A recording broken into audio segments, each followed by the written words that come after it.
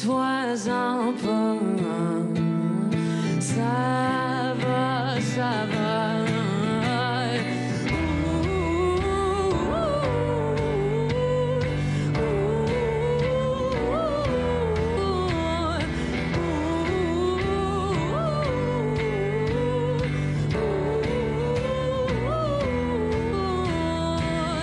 Je voudrais aimer, je voudrais donner, faire un bébé. Je voudrais tomber en amour avec toi. Bonsoir Estelle. Bonsoir Mohamed. Ravi de vous retrouver. Lou Adriane Cassidy, jeune chanteuse du Québec donc. Oui, une jeune femme que j'ai vue en concert il n'y a pas si longtemps à Paris, c'était il y a quelques semaines, puisqu'elle est aussi la choriste d'Hubert Lenoir, vous le savez, cette révélation, ce phénomène de la chanson québécoise.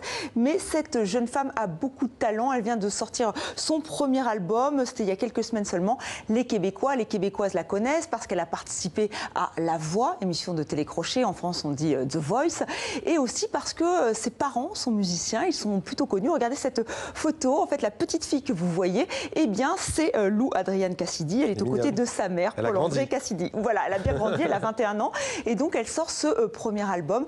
Moi je trouve que sa voix est absolument magnifique, et elle nous parle sans pudeur de sa vie, de ses amours, de ses émois. Elle est très bien accompagnée musicalement, l'album est très bien produit. On va tout de suite écouter un nouvel extrait de cet album, Poussière. Passe les jours en jachère, les amours amers, sort dehors, on respire mieux. Dans ton courant faire de mon corps un collage de poussière, quand j'aurai habité mon corps, enfin je saurai quoi. Et lui s'appelle Estelle Louis-Cyprien Rial, jeune français. Il a remporté le prix SAM pour l'art contemporain. C'est un prix prestigieux en France et qui est richement doté. Et ce jeune homme donc l'a remporté en 2017. Il est vidéaste et il sillonne le monde en moto et affectionne les régions risquées. Il est allé en Irak, au Kazakhstan, au Bahreïn, pour ne citer que ces pays. Il en rapporte des vidéos très contemplatives. Alors c'est lui que l'on voit à l'image ici. Des vidéos qui contrastent avec la violence des lieux. Alors ça peut être une violence politique ou même un conflit, une violence environnementale. Mais pour ce prix SAM pour l'art contemporain, il a proposé un projet très original, éloigné de ce qu'il fait habituellement. Il a proposé de partir en Ouganda pour réaliser le remake d'un film culte, Rashomon, du japonais Kurosawa. Un film novateur, oscarisé en 1952. Louis-Cyprien Rial voulait travailler en fait avec le studio Wakaliwood, créé par Isaac Nabwana. Ce cinéphile autodidacte a décidé de tourner, de créer un studio dans un ghetto de Kampala. Et grâce au prix SAM pour l'art contemporain, eh bien, le voici exposé au Palais de Tokyo à Paris. C'est la première fois qu'Isaac Nabwana découvre le palais de Tokyo. La première fois aussi que ce réalisateur ougandais voit un de ses films exposé comme une œuvre d'art, une aventure qu'il doit à ce jeune artiste français. Louis-Cyprien Rial a débarqué un jour dans son studio à Kampala pour lui proposer de tourner un remake de Rashomon du japonais Kurosawa.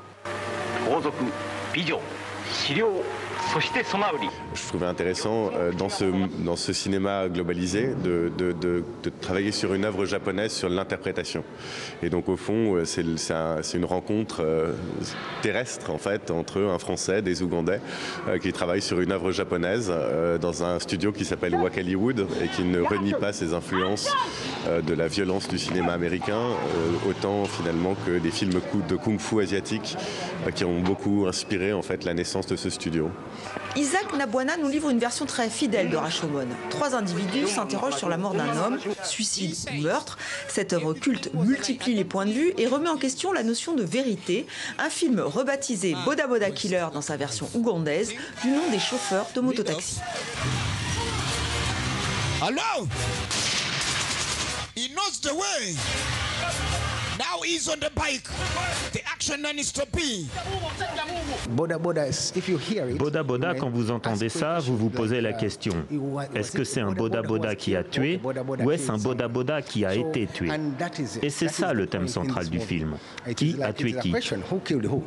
Au début, ces acteurs étaient un peu perplexes, ils ne comprenaient pas trop l'histoire. Isaac Nabwana leur a ensuite expliqué le sens et après, c'est le VJ qui a pris le relais. News all over the newspaper. Boda Boda Killer is the movie. Le VJ, c'est le vidéo jockey. C'est le gars qui raconte l'histoire en off. C'est ce qu'on fait ici en Ouganda pour rendre le film plus intéressant. Quand le VJ l'a fait, c'est devenu une super production.